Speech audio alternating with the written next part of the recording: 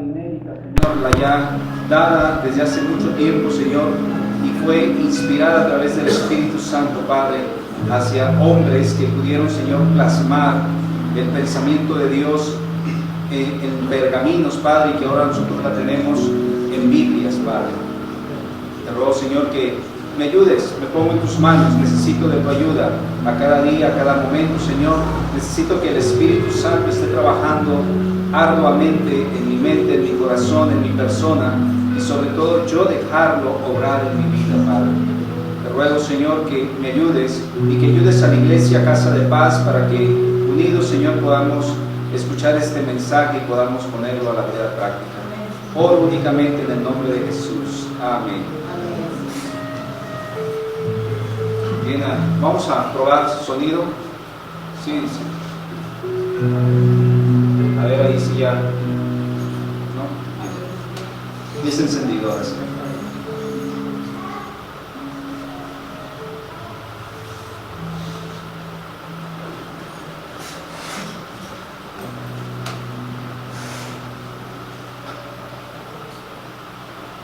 Esperen un segundo, hermanos. Solemos grabar la prédica. Bien, listos, hermanos.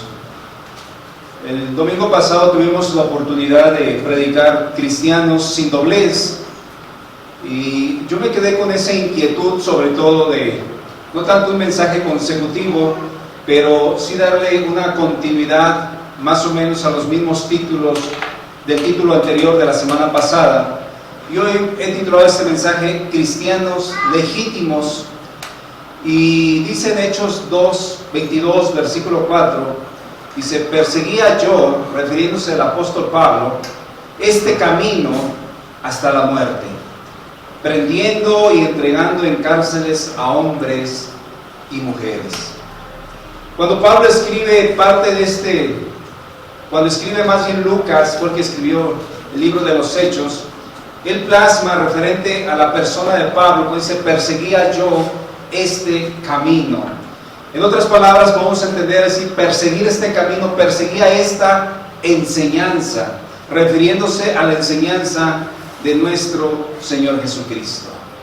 Y para entrar un poquito más en contexto sobre este mensaje, hoy día, si se han dado cuenta, se ha desatado una fiebre donde todas las denominaciones se dicen ser cristianos. Y no porque lo diga yo, sino que todos se cuelgan al final: soy cristiano.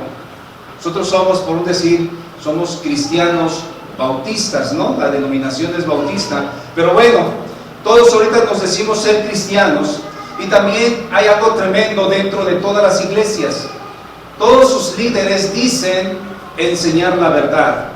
También de igual forma no podemos dejar de lado la religión tradicional que ellos se sustentan y se dicen ser, que son la única fundada por Cristo. Pero puedo decirles que ellos dejan mucho que desear, desde sus dirigentes hasta sus miembros o feligreses. Porque entonces ahí se cumple lo que dice el pasaje de Mateo capítulo 7, versículo número 15: guardaos de los falsos profetas. Y al decir guardaos de los falsos profetas, podemos entender que a veces no se comparte la palabra tan inédita, sino que muchas veces se adultera la palabra. Pero sigue diciendo en el versículo 16: por sus frutos los conoceréis. Por sus frutos. Por esa razón, los resultados prácticos de su enseñanza no son el fruto mismo del árbol, los resultados. Y es una gran verdad, hermanos. Todos podemos estar aquí y todos podemos decir somos cristianos, pero ¿cuáles son nuestros resultados? ¿Cómo está nuestra vida? Eso es para que nosotros nos pongamos a analizarnos un poco internamente y saber cómo está nuestra vida. No delante de cada uno de nosotros, pero sí delante de Dios, que es el que puede examinar y escudriñar nuestro corazón. Un cristiano legítimo no es solo por su vestir, no es solo por su hablar o por llevar una religiosidad, sino el vivir diferente como se vive en este mundo. Por eso la palabra nos dice que no nos debemos de conformar a este mundo. Es como el pescado salmón. Para reproducirse tiene que ir en contra de la corriente. De la misma manera, el cristiano legítimo, para evangelizar o poder reproducirse, debe de vivir la palabra en su vida. Debemos de vivirla. Por eso Santiago, en el capítulo 1, versículo 22, dice: pero sed hacedores de la palabra. Sed hacedores. Y yo creo que es algo que nos puede confrontar, porque todos hemos escuchado la palabra de Dios, pero el gran problema es que nosotros no somos hacedores de la palabra. La mayoría solamente somos oidores de la palabra. Y esa es una gran diferencia. El que usted venga y escuche la palabra, pero no la viva, o no la vivamos. Y eso es lo que nos debe a nosotros impactar, pero para bien. El saber que las vidas de nosotros debe ser muy distinta, muy diferente en nuestro proceder, en conducirnos, cómo vivimos en este mundo, hermanos. Ya es tiempo de que nosotros despertemos. Ya es tiempo de que nosotros podamos vivir vidas íntegras delante de Dios. Ahora, hoy en día es fácil decir soy cristiano. Muchos porque piensan que hicieron la oración de profesión. O dicho de otra manera comparativa, como cuando usted le va a un equipo de fútbol: yo soy Chivas porque traigo la camisa puesta. O yo soy mexicano porque traigo el sombrero de charro puesto. ¿Saben qué, hermanos? Hemos menospreciado el título de cristianos. Lo hemos menospreciado. Lo que debemos mostrar, ser cristianos legítimos, es cuando verdaderamente aquellos hombres, como usted, si comienza a leer el libro de los Hechos de los Apóstoles, se dará cuenta que ellos les iniciaron una persecución en contra a raíz de la muerte de Esteban. Y que ellos fueron dispersados. Fueron dispersados, podemos decir, sin tener una identidad. Lo digo entre comillas. O como si no tuviesen una camisa. Pero algo importante, pero que sí creían en Jesús. Y déjeme decirle que esto era su identidad, el creer en Jesús. Entonces, dicen que los varones fueron a Fenicia, a Chipre, pero estando en Antioquía, ellos compartieron el mensaje, compartieron el evangelio del Señor Jesús, y dice que creyeron muchos griegos o muchos gentiles. Y aquí viene el propósito del mensaje, hermanos. Es ahí donde surge el nombramiento como identidad de aquel a quien siguen o han creído. Hechos 11:26, la última parte, la parte B, dice: y a los discípulos se les llamó cristianos por primera vez en Antioquía. ¿Pero a raíz de qué? De una persecución. A raíz de que fueron dispersos y que no solamente se quedaron en un lugar, sino que tuvieron que salir, hermanos, y que la gente de afuera pudo reconocer en ellos que eran cristianos, y fue ahí donde se les nombró por primera vez. Y la pregunta sería en esta mañana, antes de entrar en cada uno de los puntos: ¿soy un cristiano legítimo? Y la segunda pregunta sería: ¿soy un cristiano legítimo de la manera en que estás viviendo en tu persona? ¿Seremos esos cristianos legítimos? Si usted da un recorrido por el libro de los Hechos de los Apóstoles, usted se dará cuenta que en el capítulo 2 tenemos la venida del Espíritu Santo, pero en el capítulo 3 la curación de un cojo, pero en el 4 cambia la situación a raíz del capítulo 3, donde Pedro y Juan fueron llevados ante el concilio. Y el versículo 5 es algo tremendo, porque Ananías y Zafira murieron por algo que hicieron. Y esto también siguió impactando a la iglesia, hermanos. En el capítulo 6 dice que eligieron diáconos, pero en el 7 hubo una defensa y muerte de Esteban. Y el versículo 8 se pone más tremendo. Saulo persigue a la iglesia. Los cristianos legítimos deben de ser auténticos, no importando en qué situación o condición se encuentren, como lo dice la primera carta de Pedro, capítulo 4, versículo 16. Pero si alguno padece como cristiano, no se avergüence, sino glorifique a Dios por ello. Si alguno padece como cristiano, no está diciendo si tú padeces porque tienes problemas o porque tu negocio no está yendo bien. No se está refiriendo a las cuestiones particulares. Se está refiriendo que si tú padeces, mi hermano, debe de ser únicamente por Cristo. No perdamos el enfoque de la manera en que uno debe de padecer. Entonces, que tus situaciones que vivas o padezcas sean por las correctas y no por las propias. Entonces, la vida de los primeros cristianos legítimos lo podemos encontrar en el libro de los Hechos de los Apóstoles. Ahí nos marca un parámetro de cómo vivían los primeros cristianos. Aunque todavía en los primeros capítulos no se les daba ese adjetivo calificativo de cristianos. Sin embargo, en sus vidas, de todos aquellos que militaban en la primera iglesia, era notorio que su proceder era totalmente distinto o diferente al de los demás. Su proceder. Entonces, ¿cómo es tu proceder? ¿Cómo te identifica la gente de esta localidad? ¿Cómo te perciben? ¿Pueden verte que eres un cristiano?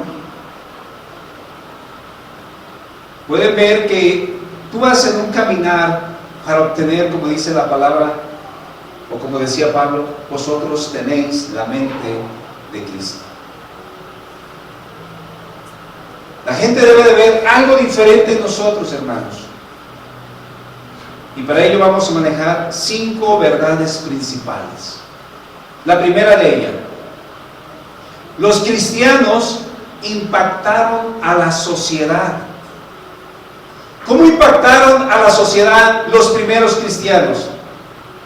En su manera de vivir. En su manera de vivir. En su comunión o la hermandad que había dentro de la primera iglesia. Esta manera en que ellos vivían en la primera iglesia, esto causó un impacto en la gente de afuera. Cada mensaje, cada palabra nos debe de hacer reflexionar, hermanos, y de repente preguntarnos a nosotros mismos y decir: ¿nosotros estamos causando un impacto aquí en Tecolotlán? Porque el libro de los Hechos de los Apóstoles, capítulo 2, versículo 43 dice: y sobrevino temor a toda persona, y muchas maravillas y señales eran hechas por los apóstoles. Sobrevino temor a toda persona.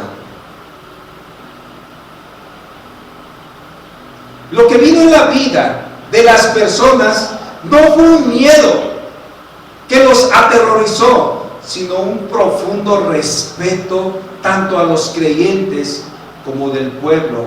Por esa razón, mis hermanos, yo pregunto: ¿qué tanto estamos impactando? Hemos predicado muchísimo para que nuestra vida sea de luz, sea de testimonio, seamos esa sal, pero verdaderamente está impactando. La primera iglesia dice que a todas las personas les vino un gran temor, pero ese temor no era un miedo, sino que ellos podían mirar verdaderamente el respeto verdaderamente de esa iglesia, que podían ver no solamente a los miembros, sino que había un respaldo de quien ellos predicaban y compartían, que era la resurrección de Cristo Jesús, hermanos. Hechos 5:13. Dice, de los demás, ninguno se atrevía a juntarse con ellos, mas el pueblo los alababa, dice, grandemente. Para que pueda entender este pasaje, de los demás, se estaba refiriendo a los mismos creyentes, hermanos, los que estaban dentro de la iglesia. Y lo dice, ninguno se atrevía a juntarse con ellos. ¿Quiénes eran ellos? A los apóstoles. ¿Y sabe por qué? Porque los mismos miembros de la iglesia podían ver el poder, la autoridad que tenían los apóstoles. Si ellos lo podían percibir, ahora imagínense cómo lo percibía la gente de afuera. Las señales y las maravillas que hacían los apóstoles, todo el poder que había dentro de esa iglesia, pero no era propio, era del Señor, hermanos. Por eso dice, mas el pueblo los alababa grandemente. Podemos entender entonces que se cernía ese respeto de los creyentes y del mismo pueblo al verlos, pero ello era por la gran cantidad de maravillas y señales hechas por los apóstoles. Versículo 12, estoy en Hechos 5. Y por la mano de los apóstoles, dice, se hacían muchas señales y prodigios en el pueblo. Versículo 15, tanto que se sacaban los enfermos a las calles y los ponían en camas y lechos, para que al pasar Pedro, a lo menos su sombra cayese sobre alguno de ellos. Y aún de las ciudades vecinas venían muchos venían a Jerusalén, trayendo enfermos y atormentados de espíritu inmundos, y todos eran sanos. Vean cómo hacían tantas maravillas y señales. Podemos decir qué tremenda era la presencia de Dios en ese lugar. Ahora la pregunta sería, ¿la iglesia de la actualidad causa ese mismo impacto de temor o respeto de la gente, de adentro primeramente y luego hacia afuera, donde está la gente, donde están los inconversos? ¿Ustedes creen que hemos estado nosotros causando impacto? ¿Cómo está nuestra vida? ¿Cómo está nuestro testimonio? ¿Cómo somos como iglesia? Quizá más de alguno va a ir y va a decir algo en contra de usted, de mí, de la iglesia. Necesitamos entonces nosotros impactar también de la misma manera. A lo mejor usted me dirá, pero ahora no hay maravillas y señales, y yo le diría, ¿y las bendiciones inexplicables que recibes no son maravillas y señales de parte de Dios? Y algo muy importante, hermanos, el eje central de la iglesia ha sido el mismo, es Cristo Jesús, y solamente debemos de hablar de Él. Él es el eje central. Desde el momento que se les dio la encomienda a todos los apóstoles, mis hermanos, Cristo era el mensaje central. Y hoy en día la iglesia debe tener en cuenta que el mensaje central es Cristo. Dice la segunda carta a los Corintios, capítulo 4, versículo 5, porque no nos predicamos a nosotros mismos, sino a Jesucristo como Señor, y a nosotros como vuestros siervos, por amor de Jesús. ¿A quién predicamos? ¿A nosotros mismos? No, hermanos, no, sino a Jesucristo como Señor. Y a nosotros como siervos por amor de Jesús. Siguiente característica. Los cristianos impactaron en su unidad. Para la primera iglesia, la comunión era vital, pero también anhelaban, dice, estar juntos, en unidad, en compañerismo, como lo dice Hechos 2:44. Todos los que habían creído, dice, estaban juntos. Estaban juntos. ¿Cuánto anhelas en tu corazón que sea el día de reunión para estar unido con el cuerpo de Cristo? ¿Cuánto anhelas? ¿Lo has anhelado verdaderamente? Decir que pasen los días porque yo quiero estar ahí con los hermanos, quiero tener ese compañerismo. ¿O te es lo mismo? ¿O te muestras indiferente? ¿O dices todo lo contrario? Ya es miércoles, ya es domingo, ya es viernes, y piensas, ¿en qué me empleo para justificarme a mí mismo mi inasistencia? Porque eso es lo que hacemos. Nos empleamos en cosas que no tienen nada que ver, sabiendo que yo tengo actividad en la iglesia. Me busco un empleo, me busco un trabajito, me busco algo que lo pongo por prioridad antes que Dios, y de esa manera yo mismo me justifico mi inasistencia a la iglesia. ¿Saben qué, hermanos? Por esa razón la iglesia está demeritada en nuestros tiempos, porque no deseamos estar juntos como familia. Desafortunadamente, no anhelamos estar juntos. También se dice que tenían en común todas las cosas. ¿Qué nos dice Efesios 4:4? ¿Qué es lo que debemos de tener en común? Un cuerpo y un espíritu, como fuisteis también llamados, en una misma esperanza de vuestra vocación. Versículo 5, un Señor, una fe y un bautismo. Ahí es donde debemos mostrar nuestra unidad, hermanos. Pero la iglesia primitiva, hablando de un cuerpo, unidad, nos dice Hechos 4:32, y la multitud de los que habían creído era de un corazón y un alma, y ninguno decía ser suyo propio nada de lo que poseía, sino que tenían todas las cosas en común. ¿Saben qué había, hermanos, en esa primera iglesia para ser un cristiano legítimo? Había una conectividad que todo lo compartían, desde su fe hasta lo material. Desde su fe hasta lo material. Entonces, todo tiene un propósito.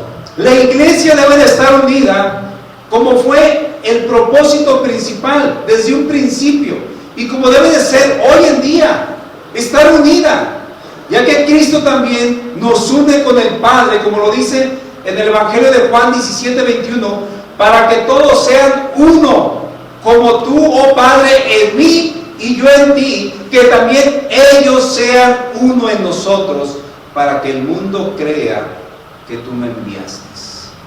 ¿Qué tan importante entonces es la unidad dentro de la iglesia? Jesús se unificó al Padre, pero también Jesús quiere que se unifique la iglesia con Él y con el Padre. Y al final el resultado es para que el mundo crea que tú me enviaste. Y esto me lleva a mi tercer punto, hermanos.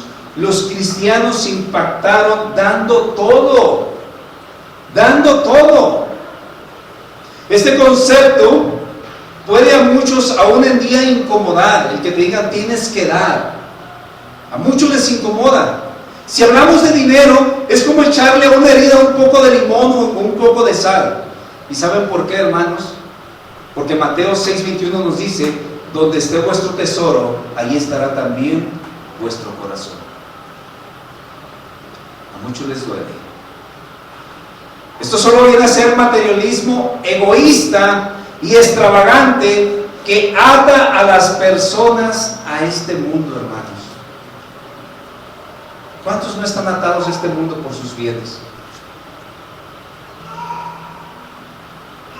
Hay algunos que a lo mejor tienen un negocio por la mañana y si no están aquí es porque están atados a él, porque ahí está su corazón. Porque creen que abriendo más temprano, que es domingo y que a lo mejor la gente anda por fuera en compras y todo, y dice, bueno, hoy quiero ver la bendición de Dios, ¿verdad? A lo mejor todavía te ponen. Pero ¿será lo correcto? Están atados al mundo, hermanos. Pero la iglesia primitiva dio más allá de sus fuerzas. Podemos decir que dieron más de lo que era un diezmo. Presta atención. Hechos 2:45. Y vendían sus propiedades y sus bienes y los repartían a todos según la necesidad de cada uno. Vendían sus propiedades y vendían sus bienes. Y aquí entra esa tragedia de Ananías y Zafira. Ellos también vendieron una propiedad, pero su egoísmo, su envidia, el no querer desprenderse de lo que Dios ya les había bendecido, ellos retuvieron una parte de lo que habían vendido de su propiedad. Pero ¿saben cuál fue su pecado? Que mintieron al Espíritu Santo, no dando lo justo, lo que corresponde. Ahí estuvo el problema de Ananías y Zafira. Pero los primeros cristianos impactaron porque daban todo sin limitación y sin reservas. Hechos 4:34 dice: así que no había entre ellos ningún necesitado, porque todos lo que poseían, heredades o casas, las vendían y traían el precio de lo vendido y lo ponían a los pies de los apóstoles y se repartían cada uno según su necesidad. Y esto me llama la atención, iglesia, y no quiero que me juzgue a loco. ¿Cuántas veces has sustraído de la bendición que ya nos dio Dios? Y solo le damos lo que queremos. ¿Cuántas veces has sustraído? ¿O hemos sustraído? Y solamente piensa, hermano, tú sabes cuánto ganaste esta semana. Y Dios lo sabe. Y a Dios no lo podemos engañar. Si usted sustrajo, o yo sustraje, mis hermanos, usted sabe lo que le pasó a Ananías y a Zafira. Eso que le pasó a Ananías y a Zafiras, eso causó respeto con la iglesia y también con la ciudadanía, ya que ambos al final murieron por mentir. ¿Qué dice la palabra para nosotros como administradores de la bendición de Dios? ¿Qué nos dice? 1 Corintios 16:2: cada primer día de la semana, cada uno de vosotros ponga aparte algo, según haya prosperado. 2 Corintios 9:7: cada uno dé como propuso en su corazón, no con tristeza ni por necesidad, porque Dios ama al dador alegre.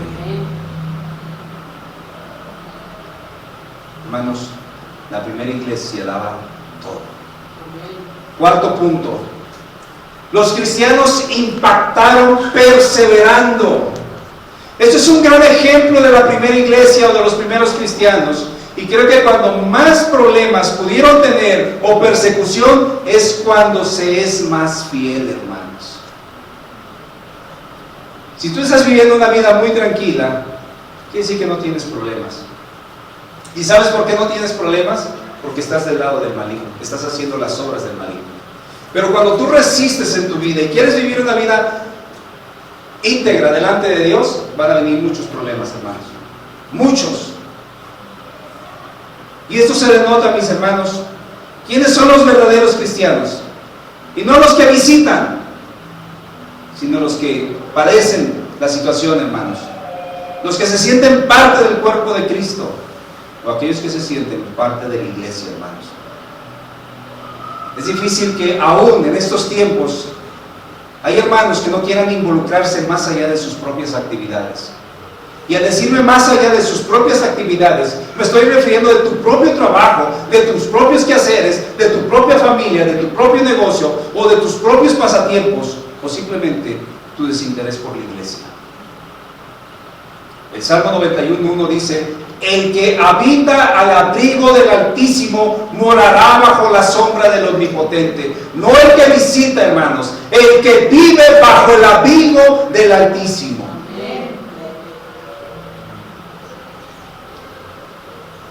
¿Cómo estaban los primeros cristianos? Habitando. Y esto los llevó, como dice Hechos 2:46, y perseverando unánimes cada día en el templo y partiendo el pan en las casas, comían juntos con alegría y sencillez de corazón. Hay un canto en la radio propia que tenemos, hermanos, que dice: yo quisiera que 6 veces por semana fuera domingo. ¿Sí lo han escuchado, verdad? Yo recuerdo una persona que dejó de venir a esta iglesia hace mucho tiempo. Ella decía: a mí me gusta este canto. Y ella quería que 6 veces por semana fuera domingo. Pero yo diría que no era verdad. ¿Qué más hacían los cristianos genuinos? Dice que partían el pan. Y aquí podemos ver 2 interpretaciones. La primera de ellas: el compartir el alimento, supliendo, a eso se refería. Y también podría ser el compartir la cena del Señor, que era como si comieran, pero también conmemorar la cena en recordatorio, como hoy en día lo hace la iglesia de la actualidad, hermanos. Animémonos a perseverar. Cuando te sientas cansado, a perseverar cuando te sientas desanimado, en la búsqueda de Dios, a través de la oración, para que Él te dé las fuerzas, para seguir adelante, como lo dice en Isaías 40, versículo 31.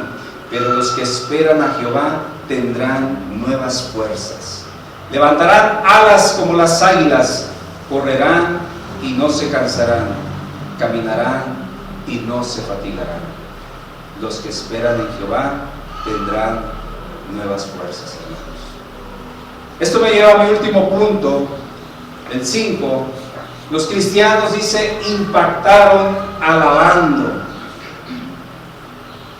Los cristianos primitivos, dice, que pasaban mucho tiempo juntos, muchas actividades compartían, su vida era estar en el templo y el propósito era alabar a Dios. Y el alabar a Dios, hermanos, solamente Él es digno de merecerlo y de recibirlo. Dice Hechos 2:47, alabando a Dios y teniendo el favor con todo el pueblo. Alabando a Dios y teniendo el favor. El alabar a Dios no solo es cuando tú vienes al templo, sino también con tu vida, en lo que tú haces. Incluso cuando oras, no solo es pedir que Él te bendiga o que te dé lo que necesitas, sino debes de iniciar tu oración alabando a Dios, que es el primer paso, mis hermanos, que nos lleva a una adoración en reverencia a Dios. El Salmo 139, versículo 14 te dice, te alabaré porque formidables, maravillosas son tus obras. Estoy maravillado y mi alma lo sabe muy bien. Te alabaré porque formidables, maravillosas son tus obras. Incluye en tu oración la alabanza y la adoración a Dios. En el Antiguo Testamento, en el libro de los Salmos, en los últimos capítulos del Salmo 145 al 150, son para alabar y adorar. Y si usted está respirando en esta mañana, solo le digo lo que dice el Salmo 150, versículo 6. Todo lo que respira, alabe a Jehová. Aleluya.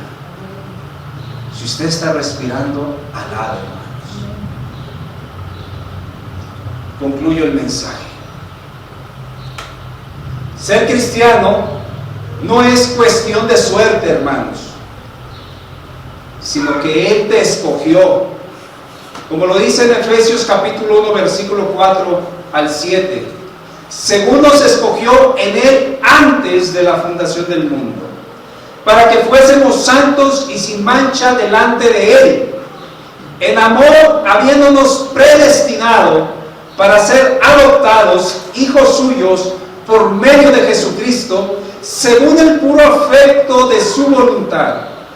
Escuche esto, para alabanza de la gloria de su gracia, con la cual nos hizo aceptos en el amado, en Cristo, en quien tenemos redención por su sangre, el perdón de pecados, según las riquezas de su gracia. Hermanos, no es casualidad que usted esté aquí, no es un golpe de suerte. Él te escogió desde antes de la fundación del mundo. Tú fuiste predestinado para ser adoptado como hijo de Dios, hermanos. Él te redimió por su sangre y a través de esa sangre Él te dio el perdón de pecados. Y aquí viene la aplicación. Ser un cristiano legítimo es acatar la palabra en todo. Hechos 2:47, la parte B dice, y el Señor añadía, cada día a la iglesia los que habían de ser salvos. No es que tú los vayas a convencer, el Señor va a añadir a los que han de ser salvos. Pero ¿cómo vamos a cumplir esto? De que se añada más gente a la iglesia. Es sencillo, saber que no estamos solos para impactar a la sociedad, hermanos. Debemos estar unidos, dando todo, perseverando y alabando. Y también, mis hermanos, debemos cumplir el llamado de la gran comisión, como lo dice Mateo 28:19. Por tanto, id y hacer discípulos a todas las naciones, bautizándolos en el nombre del Padre y del Hijo y del Espíritu Santo, enseñándoles que guarden todas las cosas que os he mandado. He aquí, yo estoy con vosotros todos los días hasta el fin del mundo. ¿Quieres que la iglesia crezca, que se añadan cada día los que han de ser salvos? Cumplamos también con la gran comisión. Por tanto, id, hermanos. El ir, y una vez que ellos sean bautizados, tenemos el compromiso y la obligación de enseñarles. Pero también somos autodidactas. Mientras más leas la Biblia, Dios te va a enseñar. Mientras menos leas, vas a ser un indocto sin tener conocimiento. Debemos de tener una relación con Cristo Jesús. Oremos. Padre, te doy gracias por tu palabra. Gracias, Señor, porque podemos siempre sacar enseñanza de tu palabra. Podemos aprender, Señor, cómo se comportó la primera iglesia. ¿Qué es lo que hacían? ¿Cómo vivían? ¿Cómo compartían? ¿Cómo perseveraban? ¿Cómo crecían aún en medio de la persecución? Esto, Padre, puede aplicarse hoy en día hasta nuestros días, nuestros momentos, Padre. Te ruego, Señor, por esta iglesia, que los que venimos y nos sentamos aquí, Padre, seamos cristianos legítimos. Que dejemos de ser cristianos con doblez. Que dejemos de ser cristianos infieles. Y que nos ponga, Señor, el anhelo ferviente en el corazón de ser cristianos legítimos, amadores de tu palabra y de tu verdad, Padre, y siervos auténticos de Cristo Jesús. En el nombre de Jesús oro. Amén. Dios les bendiga.